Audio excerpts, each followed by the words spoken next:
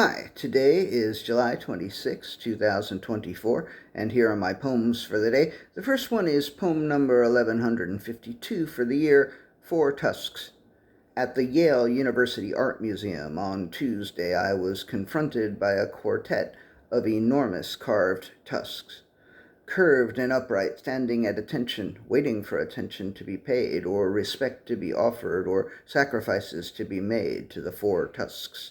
And I thought of Zeppelin's Four Sticks, and I thought of the Fleetwood Mac album, and I thought of the Elephants, of course, and yes, I thought of the obvious, too.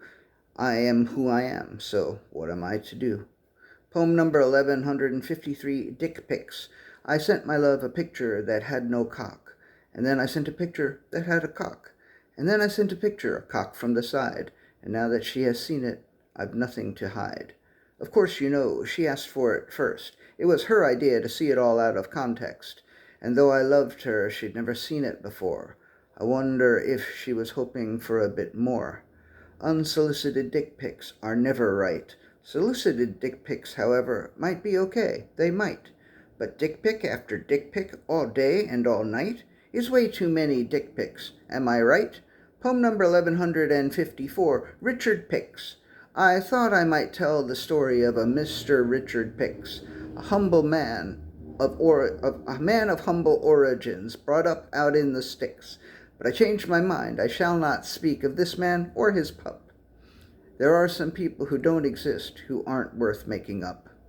Poem number 1153, Poem number 1155, Female Parts. I am often asked, "Hey Johnny, how come so many poems about cocks and so few about female parts?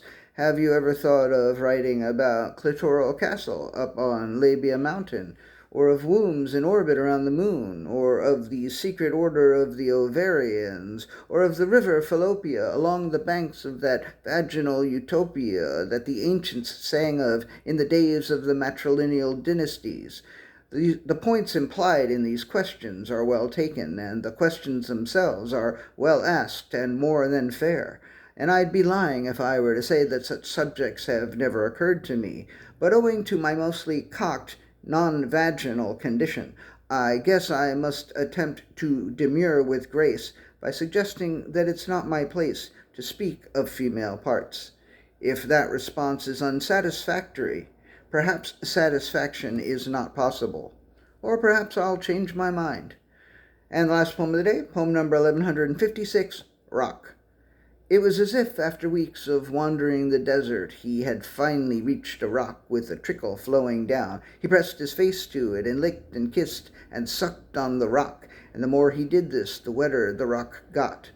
And soon more and more was trickling and then pouring down the rock and into his mouth, and he kept drinking, and as he did, the rock got softer, and he got harder, and the rock became her body, and he squeezed her ass, as he pressed the source so tightly to his mouth, and he drank so deeply as his cock became a rock for her to drink from. All right, that's it. Thank you. I appreciate you.